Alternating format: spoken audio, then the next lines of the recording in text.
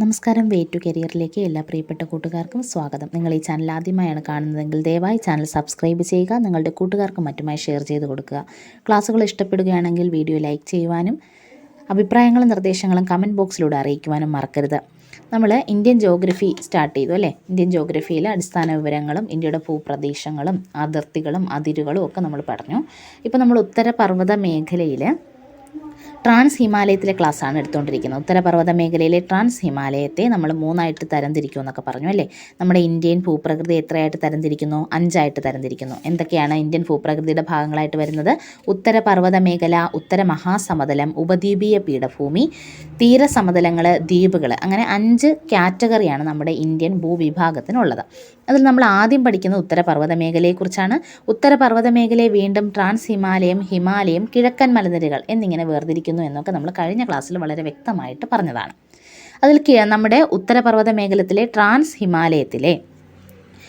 ഹിമാലയത്തിലെ കാരക്കോറം നിരകളെക്കുറിച്ചും നമ്മൾ ക്ലാസ് എടുത്തു. കാരക്കോറം നിരകളെക്കുറിച്ചും ക്ലാസ് എടുത്തു. ഇത്രയും കാര്യങ്ങൾ നിങ്ങൾക്ക് അറിയില്ല എന്നുണ്ടെങ്കിൽ മുമ്പത്തെ ക്ലാസ്സുകൾ ചെക്ക് ചെയ്താൽ മതി. വ്യക്തമായിട്ട് ക്ലാസ്സിൽ പറഞ്ഞിട്ടുണ്ട്. ഓക്കെ, ഇനി ട്രാൻസ് ഹിമാലയത്തിൽ നമ്മൾ കാരക്കോറം, ലഡാക്ക്, സസ്കർ അങ്ങനെ 3ആയിട്ടാണ് ഡിവൈഡ് ചെയ്യുന്നതെന്ന് പറഞ്ഞിട്ടുണ്ടല്ലേ. ഏതൊക്കെയാണ്? കാരക്കോറം, ലഡാക്ക്, സസ്കർ. അതിൽ കാരക്കോറത്തെക്കുറിച്ച് നമ്മൾ പഠിച്ചു കഴിഞ്ഞു. ഇനി നമ്മൾ പഠിക്കാൻ പോകുന്ന ഏതിനെക്കുറിച്ചാണ്? ലഡാക്കിനെ കുറിച്ചാണ്. ലഡാക്ക്. അപ്പോൾ ലഡാക്ക് എന്ന് കേൾക്കുമ്പോൾ നമുക്ക് കേന്ദ്രഭരണ പ്രദേശത്തെ ഓർമ്മ വരും അല്ലേ. ഇത് ആ രീതിയിൽ ആ ലഡാക്കല്ല പറയുന്നത്. ആ കേന്ദ്രഭരണ പ്രദേശത്തെ അല്ല നമ്മളിവിടെ പറയുന്നത്. എന്താണ്? ട്രാൻസ് ഹിമാലയത്തിൻ്റെ ഒരു ഉപവിഭാഗമായിട്ടുള്ള ലഡാക്കിനെ കുറിച്ചാണ് പറയുന്നത്. ഓക്കെ, ഫസ്റ്റ് പോയിന്റിലേക്ക് പോകാം. ഇന്ത്യയിൽ ഏറ്റവും ഉയരത്തിൽ സ്ഥിതി ചെയ്യുന്ന പീഠഭൂമിയാണ് ഏത്? ലഡാക്ക്. പീഠഭൂമി എന്ന് പറഞ്ഞാൽ എന്താ? ചുറ്റുമുള്ള പ്രദേശങ്ങളെ അപേക്ഷിച്ച് എന്താണ്? ഉയർന്നു നിൽക്കുന്ന നിരപ്പായ പ്രദേശങ്ങളെയാണ് നമ്മൾ പീഠഭൂമി എന്ന് പറയുന്നത്. ചുറ്റുമുള്ള പ്രദേശങ്ങളെ അപേക്ഷിച്ച് നോക്കുമ്പോൾ ഈ പ്രദേശത്തിന് ഉയരം കൂടുതലായിരിക്കും, മുകൾ ഭാഗം പരന്നതുമായിരിക്കും. അങ്ങനെയുള്ള പ്രദേശങ്ങളാണ് ഏത്? പീഠഭൂമികൾ എന്ന് പറയുന്നത്. അങ്ങനെയാണെങ്കിൽ ഇന്ത്യയിൽ ഏറ്റവും ഉയരത്തിൽ സ്ഥിതി ചെയ്യുന്ന പീഠഭൂമിയാണ് ഏത്? ലഡാക്ക് എന്ന് പറയുന്നത്. ലഡാക്കിന് പലതരത്തിലുള്ള വിശേഷണങ്ങളുണ്ട്. എന്തൊക്കെയാണ്? Little Tibet. എന്തെന്നാണ്? ലിറ്റിൽ ടിബറ്റ്, തണുത്ത മരുഭൂമി എന്നറിയപ്പെടുന്ന പീഠഭൂമി. എന്തൊക്കെയാണ്? ലിറ്റിൽ ടിബറ്റ് എന്നറിയപ്പെടുന്നത് ലഡാക്കിനെയാണ്. തണുത്ത മരുഭൂമി എന്നറിയപ്പെടുന്ന പീഠഭൂമിയാണ് ലഡാക്ക് എന്ന് പറയുന്നത്.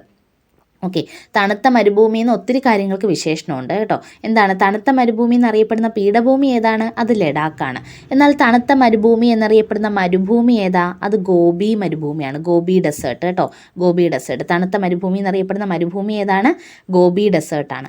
തണുത്ത ഭൂഖണ്ഡം എന്നറിയപ്പെടുന്ന എന്തിനെയാണ്? അത് അന്റാർട്ടിക്കയാണ് കേട്ടോ. തണുത്ത ഭൂഖണ്ഡം അന്റാർട്ടിക്ക. തണുത്ത മരുഭൂമി എന്നറിയപ്പെടുന്ന മരുഭൂമി ഗോബി ഡെസേർട്ട്. തണുത്ത മരുഭൂമി എന്നറിയപ്പെടുന്ന പീഠഭൂമിയാണ് നമ്മുടെ ഇന്ത്യയിലെ ലഡാക്ക് എന്ന് പറയുന്നത്.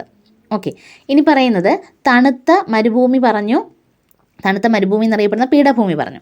ലാമകളുടെ വാസസ്ഥലം എന്നറിയപ്പെടുന്ന എന്തിനെയാണ്? ലഡാക്കിനെയാണ്. ലാമകളുടെ വാസസ്ഥലം എന്നറിയപ്പെടുന്ന എന്തിനെയാണ്? ലഡാക്കിനെയാണ്. അപ്പോൾ എന്തൊക്കെ പറഞ്ഞു? ലിറ്റിൽ ടിബറ്റ് എന്നറിയപ്പെടും, തണുത്ത മരുഭൂമി എന്നറിയപ്പെടുന്ന പീഠഭൂമിയാണ്, ലാമകളുടെ വാസസ്ഥലം ഇതും എത്രയും എന്താണ്? ലഡാക്കാണ്. ചുരങ്ങളുടെ നാട്. ലഡാക്കിനെ അറിയപ്പെടുന്ന എന്തെന്നാണ്? ചുരങ്ങളുടെ നാട് എന്നാണ് അറിയപ്പെടുന്നത്. അപ്പം 4 വിശേഷണങ്ങൾ: ലിറ്റിൽ ടിബറ്റ്, തണുത്ത മരുഭൂമി എന്നറിയപ്പെടുന്ന പീഠഭൂമി, ലാമകളുടെ വാസസ്ഥലം, ചുരങ്ങളുടെ നാട്. ഇതിൻ്റെ എല്ലാ ഉത്തരം എന്താണ്? ലഡാക്കാണ്. അപ്പോൾ ഇന്ത്യയിലെ ഏറ്റവും ഉയരത്തിൽ സ്ഥിതി ചെയ്യുന്ന പീഠഭൂമിയാണ് ലഡാക്ക്. ലിറ്റിൽ ടിബറ്റ് എന്നറിയപ്പെടുന്നു. തണുത്ത മരുഭൂമി എന്നറിയപ്പെടുന്ന പീഠഭൂമിയാണ്. ലാമകളുടെ വാസസ്ഥലം എന്നറിയപ്പെടുന്നു. ചുരങ്ങളുടെ നാട് എന്നും അറിയപ്പെടുന്നു. ക്ലിയർ ആണല്ലോ? ഓക്കെ, ലഡാക്കിൻ്റെ പ്രവേശന കവാടം എന്നറിയപ്പെടുന്ന സ്ഥലമാണ് ദ്രാസ്. ലഡാക്കിൻ്റെ പ്രവേശന കവാടം, ലഡാക്കിലേക്കുള്ള പ്രവേശന കവാടം എന്നറിയപ്പെടുന്ന സ്ഥലം ഏതാണ്? അത് ദ്രാസാണ്. ദ്രാസ്. ഈ ദ്രാസ് എന്ന് പറയുന്ന സ്ഥലത്തിനൊരു പ്രത്യേകതയുണ്ട്. ഇന്ത്യയിലെ ഏറ്റവും തണുപ്പേറിയ പ്രദേശമാണ്. ഇന്ത്യയിലെ ഏറ്റവും തണുപ്പേറിയ പ്രദേശം. അപ്പോൾ നിങ്ങൾ ആലോചിക്കും, അങ്ങനെയാണെങ്കിൽ എവറസ്റ്റിലൊക്കെ ആയിരിക്കില്ലേ ഏറ്റവും തണുപ്പെന്ന്. ഇവിടെ എന്താ ഉദ്ദേശിക്കുന്നത്? ജനവാസമുള്ള ഏറ്റവും തണുപ്പേറിയ പ്രദേശം. ഓക്കെ, ജനങ്ങൾ വസിക്കുന്നതിലെ ഏറ്റവും തണുപ്പേറിയ പ്രദേശം ഏതാണ്? അത് ദ്രാസാണ്. ഇന്ത്യയിലെ ഏറ്റവും തണുപ്പേറിയ പ്രദേശമാണ് ദ്രാസ് എന്ന് പറയുന്നത്. ദ്രാസ്. ഓക്കെ, പിന്നെന്താ, ലഡാക്കിൻ്റെ ചൈനയിലേക്കുള്ള എക്സ്റ്റൻഷൻ, ചൈനയിലേക്കുള്ള തുടർച്ച, ലഡാക്കിൻ്റെ തുടർച്ചയായിട്ട് ചൈനയിൽ കാണപ്പെടുന്നതാണ് ഏത്? കൈലാഷ് റേഞ്ച്, കൈലാസ പർവ്വത നിരകൾ ലഡാക്കിൻ്റെ തുടർച്ചയായിട്ട് ചൈനയിൽ കാണപ്പെടുന്നതാണ്. കൈലാസ പർവ്വതം, കൈലാഷ് റേഞ്ച് ചൈനയിൽ കാണപ്പെടുന്നുണ്ട്. അത് ഏതിൻ്റെ, ഇന്ത്യയിലെ ഏത് മലനിരയുടെ തുടർച്ചയായിട്ടുള്ളതാണ് കൈലാഷ് റേഞ്ച് എന്ന് വെച്ചാൽ ഏതിൻ്റെയാണ്? ലഡാക്ക് നിരകളുടെ തുടർച്ചയായിട്ടുള്ളതാണ്. ഓക്കെ ആണല്ലോ. അപ്പോൾ ഇന്ത്യയിൽ ഏറ്റവും ഉയരത്തിൽ സ്ഥിതി ചെയ്യുന്ന പീഠഭൂമിയായ ലഡാക്കിൻ്റെ ചൈനയിലേക്കുള്ള തുടർച്ച, ചൈനയിലേക്കുള്ള എക്സ്റ്റൻഷനാണ് ഏതെന്ന് പറയുന്നത്? കൈലാഷ് റേഞ്ച് എന്ന് പറയുന്നത്. ഓക്കെ, ലഡാക്കിൻ്റെ പ്രവേശന കവാടം എന്നറിയപ്പെടുന്ന സ്ഥലം ഏതാണ്? അത് ദ്രാസാണ്.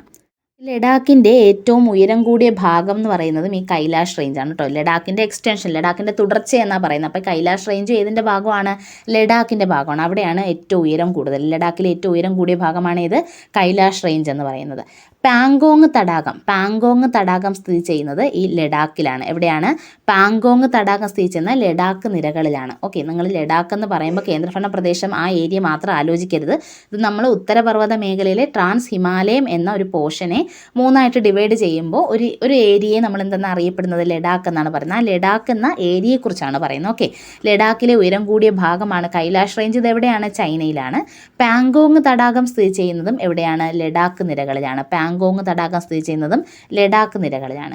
ഇന്ത്യയും ചൈനയും തമ്മിൽ എപ്പോഴും തർക്കം നിലനിൽക്കുന്ന ഒരു ഏരിയയാണ് ഈ പാങ്കോങ് തടാകം എന്ന് പറയുന്നത്. അല്ലെങ്കിൽ ഈ അതിർത്തി പ്രദേശങ്ങളിലുള്ള സ്ഥലങ്ങൾ തമ്മിൽ എപ്പോഴും തർക്കമായിരിക്കുമല്ലോ രണ്ട് രാജ്യങ്ങളും തമ്മിൽ. അപ്പോൾ പാങ്കോങ് തടാകത്തിൻ്റെ ഉടമസ്ഥാവകാശം ഇന്ത്യയാണെന്നും പറയുന്നുണ്ട്, ചൈനയാണെന്നും പറയുന്നുണ്ട്. ആ രീതിയിൽ എപ്പോഴും സംഘർഷം ഉണ്ടാകുന്ന ഒരു ഏരിയയാണ് പാങ്കോങ് തടാകം എന്ന് പറയുന്നത്.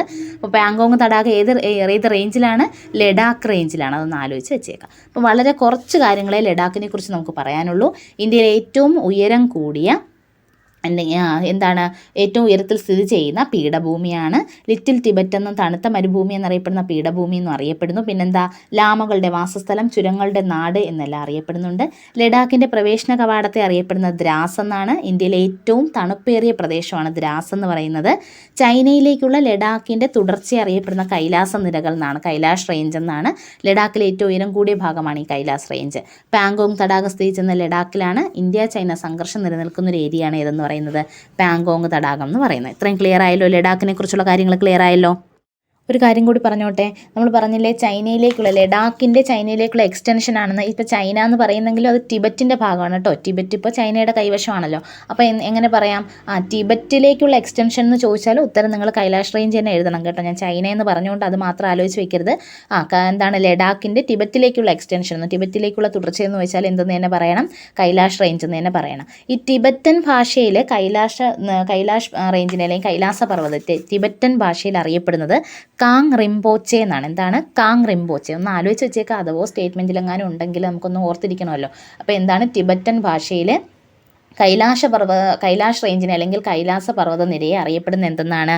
കാങ് റിംപോച്ചെ എന്നാണ്. കാങ് റിംപോച്ചെ.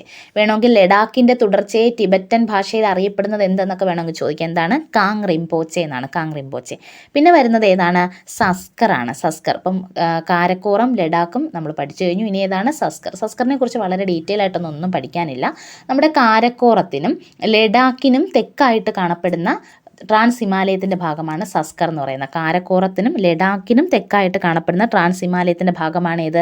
സസ്കർ എന്ന് പറഞ്ഞാൽ. അല്ലെങ്കിൽ ഇങ്ങനെ പറയാം, ട്രാൻസ് ഹിമാലയത്തിൻ്റെ ഏറ്റവും തെക്ക് ഭാഗം ഏതാണ്? സസ്കർ. അങ്ങനെയാണെങ്കിൽ ട്രാൻസ് ഹിമാലയത്തിൻ്റെ ഏറ്റവും വടക്ക് ഭാഗം ഏതാണ്? അത് കാരക്കോറമാണ്. ഇന്ത്യയുടെ തന്നെ ഏറ്റവും വടക്ക് ഭാഗം ഏതാണ്? കാരക്കോറമാണ്. ഇനി എന്താ, കാരക്കോറത്തിനും സസ്കറിനും ഇടയിൽ സ്ഥിതി ചെയ്യുന്ന പർവ്വത നിര ഏതാണ്? അത് ലഡാക്കാണ്. അപ്പോൾ ഇങ്ങനെ പല രീതിക്ക് ചോദിക്കാം. ഏറ്റവും വടക്ക് ഭാഗത്ത് കാരക്കോറം, അത് കഴിഞ്ഞ് ലഡാക്ക്, അതും കഴിഞ്ഞ് ആരാണ്? സസ്കറാണ്. അപ്പോൾ ട്രാൻസ് ഹിമാലയത്തിൻ്റെ ഏറ്റവും തെക്ക് ഭാഗമാണ് ഏതെന്ന് പറയുന്നത്? സസ്കർ എന്ന് പറയുന്നത്. ഈ സസ്കറിൽ 2 ചുരങ്ങളാണുള്ളത്. ഏതൊക്കെയാണ് പ്രധാനപ്പെട്ട? അത് മാത്രമേ നമുക്ക് പഠിക്കാനുള്ളൂ. ഏതൊക്കെയാണ്? ഷിപ്കില ചുരവും പിന്നെ ഏതാ? ലിപ്പുലേക്ക് ചുരവും. ഷിപ്കില ചുരവും ലിപ്പുലേക്ക് ചുരവും ഒക്കെ ഈ സസ്കറിൻ്റെ ഭാഗമായിട്ട് വരുന്ന ചുരങ്ങളാണ്. ഓക്കെ, ഭൂമിശാസ്ത്രപരമായിട്ട് നോക്കുമ്പോൾ ഷിപ്കില ചുരവും ലിപ്പുലേക്ക് ചുരവും ഏതിൻ്റെ ഭാഗമായിട്ട് വരും? സസ്കറിൻ്റെ ഭാഗമായിട്ട് വരുന്നതാണ്. അപ്പോൾ ഇത്രയും ജസ്റ്റ് ഒന്ന് ആലോചിച്ച് വെച്ചേക്കാം. ഇത് ഇത്രയും കൂടി ആകുമ്പോൾ ഏത് കഴിയും? ട്രാൻസ് ഹിമാലയം കഴിയും. ഇതോടുകൂടി ട്രാൻസ് ഹിമാലയത്തെക്കുറിച്ചുള്ള ക്ലാസ് കഴിയുകയാണ്. അപ്പോൾ എല്ലാവരും വ്യക്തമായിട്ട് ചെറിയ ചെറിയ ടോപ്പിക്കുകളായിട്ടാണ് എടുക്കുന്നത്. അതുകൊണ്ട് എല്ലാവരും വ്യക്തമായിട്ട് ക്ലാസ്സുകൾ കണ്ട് മനസ്സിലാക്കി മാപ്പൊക്കെ എടുത്ത് വെച്ചിട്ട് നോട്ടുകൾ തയ്യാറാക്കി മുന്നോട്ട് പോവുക. തൊട്ടടുത്ത ക്ലാസ്സിൽ നമ്മൾ ഡിസ്കസ് ചെയ്യുന്നത് ഹിമാലയത്തെക്കുറിച്ചാണ്. അപ്പോൾ ഈ ക്ലാസ് കണ്ടതിന് ശേഷം നിങ്ങൾ അടുത്ത ക്ലാസ് കാണും. ക്ലാസ് നിങ്ങൾക്ക് മനസ്സിലായിട്ടുണ്ടെങ്കിലും ഇഷ്ടപ്പെട്ടുവെങ്കിൽ ലൈക്ക് ചെയ്യുവാനും നിങ്ങളുടെ കൂട്ടുകാർക്ക് മറ്റുമായി ഷെയർ ചെയ്ത് കൊടുക്കുവാനും അഭിപ്രായങ്ങളും നിർദ്ദേശങ്ങളും കമൻറ്റ് ബോക്സിലൂടെ അറിയിക്കുവാനും മറക്കരുത്. താങ്ക്